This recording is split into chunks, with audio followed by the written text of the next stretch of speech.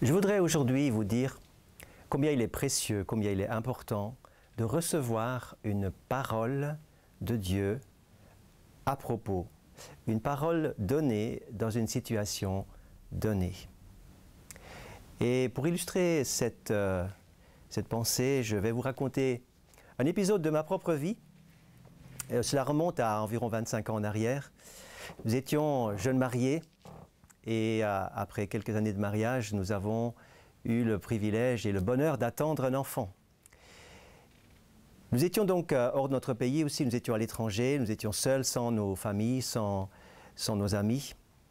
Et lorsque, au 6e mois, ma femme passe un contrôle, il y a un problème qui est signalé par le corps médical. Elle est donc hospitalisée et il ne paraissait pas très grave à mes yeux, à moi, en tant que non-connaisseur du monde médical et des problèmes médicaux qui pouvaient se présenter.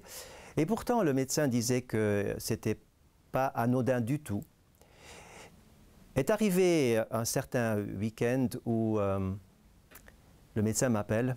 Et vous savez, lorsque le médecin appelle le père, en général, ce n'est pas forcément pour lui dire que tout va bien et que madame va sortir tout de suite.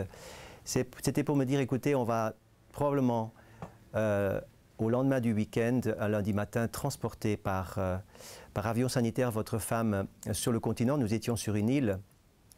Et j'étais relativement effrayé par ce verdict. Et pourtant, je suis rentré et je me suis dit, en me tournant vers Dieu, qu'est-ce qui va se passer? Qu'est-ce qui va nous arriver? Et là, deux choses sont arrivées. J'étais en train de marcher dans l'appartement lorsque mes yeux tombent sur le calendrier affiché au mur. Et le verset du jour était un verset tout simple, mais vous savez, les choses simples, dans des moments déterminants de votre vie, prennent un relief tout à fait exceptionnel. Il était marqué « L'Éternel, ton Dieu, est avec toi ». Une parole, Josué, au chapitre 1. Et ce que je ne savais pas, c'est que ma femme à l'hôpital avait ouvert sa Bible de son côté et la même parole lui avait été donnée. Chacun de notre côté, nous avions reçu le même passage pour nous encourager. Oh non, cela n'a pas enlevé comme par une baguette magique tout le problème. Non, le problème n'a pas été résolu. Et effectivement, lundi matin, ma femme était transportée en avion sanitaire d'urgence d'ailleurs, sur le continent pour la suite.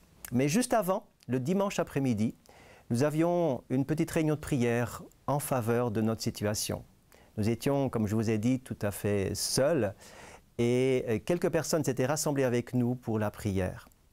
Et j'avais partagé simplement un texte de Jean, chapitre 17, et laissant ma Bible ouverte sur mes genoux, je suis tombé dans ce moment de prière, j'ai ouvert mes yeux sur la page d'à côté, Jean 16, et j'ai ma Bible ouverte sur ce texte que je vais vous dire maintenant.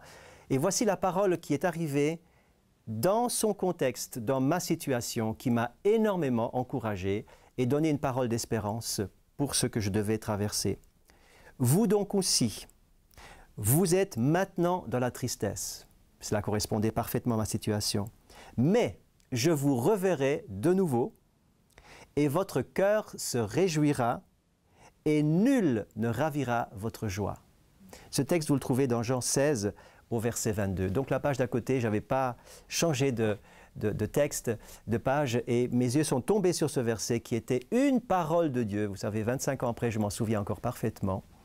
Et la traversée de l'épreuve était bien là. Mais la parole de Dieu nous a accompagnés, portés, touchés, encouragés. C'est ce que je voulais vous transmettre aujourd'hui.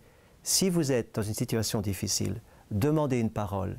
Je suis sûr, je vous le garantis, Dieu, avec plaisir, avec bénédiction et force, vous donnera une parole à propos dans votre situation.